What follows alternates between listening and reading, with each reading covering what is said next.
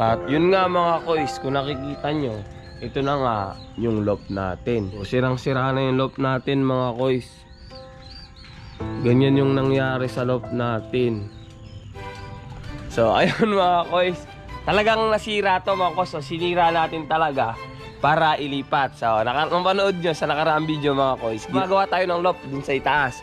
So ngayong araw na to, ituturo ko kayo sa bagong loft natin. Yung temporary loft natin na ginawa ko dun sa taas ng bubong natin.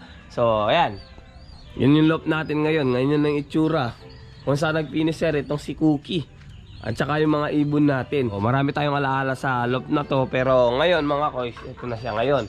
Pero okay lang mga kois, sinakripisyo na natin to. At saka yung paglalaro natin, kung naalala nyo, meron tayong larong paparating ngayong norte. Pero sinira natin to, babatcherin na lang natin yung dalawa nating natitira doon sa taas, kasabay ng mga inakay natin. So tignan natin kung makakahabol tayo, pero sa tansya ko, hindi na tayo makakahabol mga kois. Baka next year na yung laruan natin.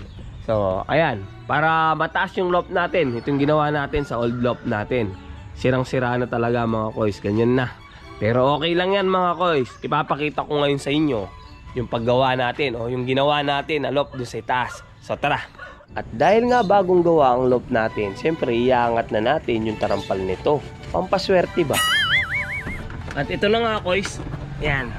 So kung nakikita nyo, yan na yung loft natin. Andito din yung dalawang ibon natin. Hindi ko alam kung kitang-kita nyo. Ayan. So yun yung pinaka-trapdoor natin pag nasa taas. Ito na yung ginawa natin ngayon na pamalit dun sa loft natin. So nasa taas na talaga tayo ng ano. So kung nakaraan, napanood nyo, skeleton pa lang ito. Ngayon, ituturo ko kayo dito sa mini loft natin. So sukat ito mga kois is 3x4x6x5. Yan. So yung dito niya, 6 siya. Yung doon by 5. So yung pinakailalim niya, yung banda rito is 3x4. Yan yung lapad ng pinaka-loft natin. So, ayan yung pinaka-landing board niya.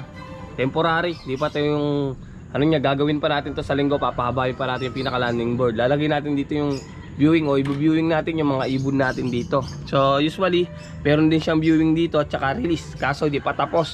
Pero, okay na to. Malalagyan na ng kalapate. At matuturuan na natin yung mga YB natin. Yung likuran niya, zero.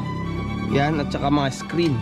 So nanggaling din dun sa old loft natin. Pero yan, okay naman na yan mga kois. Kesa sa yan, walang titiraan yung mga ibon natin. So buksan natin mga kois para makita nyo itong loft natin. Yung flooring niya, hindi na kamukha nung dati, hindi kawayan.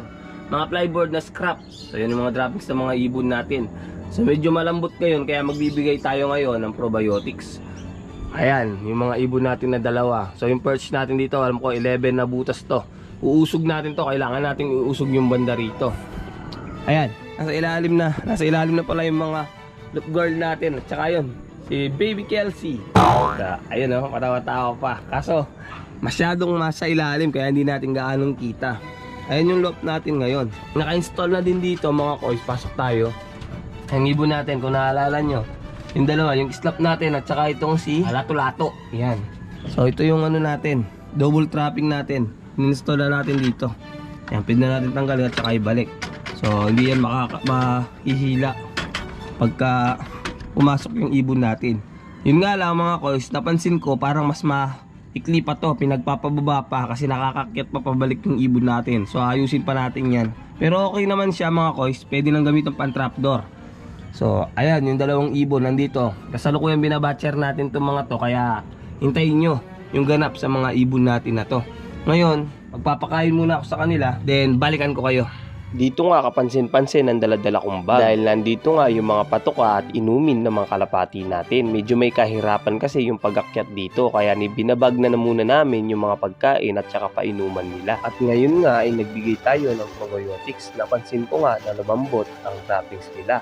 Speaking of probiotics, ito ang El Toro Probiotics, isang organic probiotics na maganda sa digestion at respiratory ng mga kalapati natin. Nakakatulong din ito para mapabilis yung panunaw ng mga kalapati natin para agad natin silang ma-recover. At hindi lang yon, hindi lang to pwede sa kalapati, pwede din ito sa baboy, kambing, baka, manok, aso. At ako mismo, ginamit ko na to sa loob ko at sigurado mabibigla kayo sa resulta.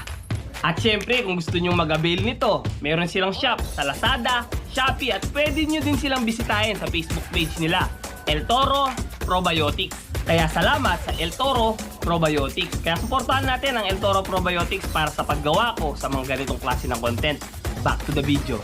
Siyempre, pagkatapos natin ibigay yung inumin nila, ito naman yung patuka nila. At pagkatapos nga nun, ay binyuwing na natin sila. At ito na nga mga koys.